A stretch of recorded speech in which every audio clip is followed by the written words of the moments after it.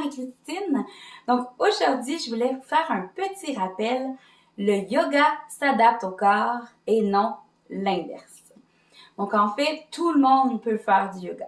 Qu'on le découvre à 20 ans, 40, 70, peu importe. En fait, on va avoir les mêmes bienfaits.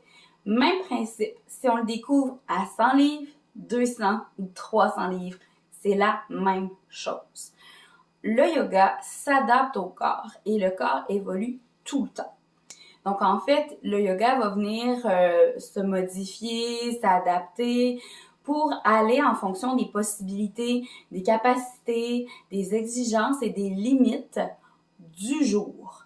Parce qu'en fait, ce qu'on va avoir comme défi une journée, ben c'est pas la même chose qu'on a le lendemain ou encore la semaine d'après.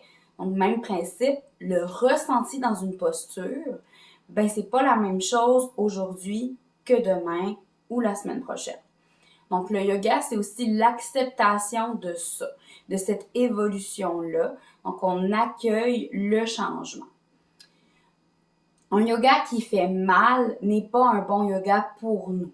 Donc, c'est bien important d'aller chercher ce qu'on a besoin comme outil pour pouvoir faire une pratique qui va venir nous faire du bien.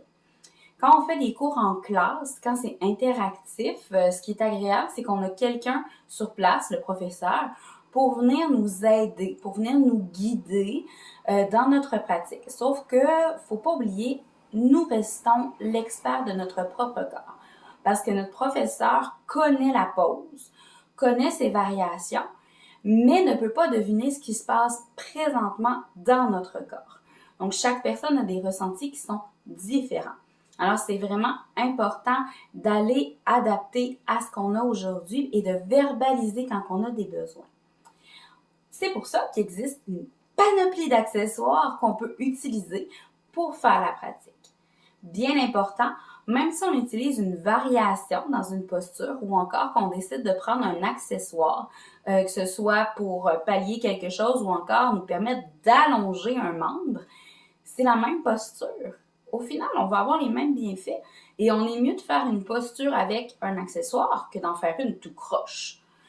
Par exemple, quand on travaille au niveau de la sangle. Donc, on va faire ensemble juste une petite démonstration. Je la dépose sur mon épaule et je me tourne dos à vous. En fait, quand on travaille au niveau de la tête de vache, on va garder nos doigts qui descendent le plus possible et les autres qui montent le plus possible. La majorité du temps, on ne peut pas s'attraper les doigts sans se plier dans tous les sens pour essayer fort, fort, fort. C'est quelque chose qui se développe progressivement. Donc, comme ici, présentement, pour éviter de plier ma colonne, ben, je vais aller chercher une sangle que moi, je vais pouvoir saisir et maintenir la posture dans la longueur. Donc, ça me permet d'être longue au lieu d'être pliée dans tous les sens, à l'arrière, pour essayer d'attraper mes doigts. Donc, la sangle me permet vraiment d'allonger mes membres pour profiter des bienfaits de la posture. Donc, ceci est un exemple, mais ça peut être aussi, par exemple, juste, en fait, d'aller au sol, c'est pas une exigence pour le yoga. Donc, de faire une pratique sans s'asseoir par terre et en s'assoyant à la place sur une chaise, c'est faire du yoga. Donc, il n'y a aucun problème là-dedans. Donc, l'important, c'est vraiment de s'adapter à notre corps et s'écouter. En plus, le yoga, ben, c'est pas juste des postures, en fait. Donc, on parle souvent des asanas quand on parle du yoga, mais il y a plein d'autres facettes. Et le yoga, c'est l'union.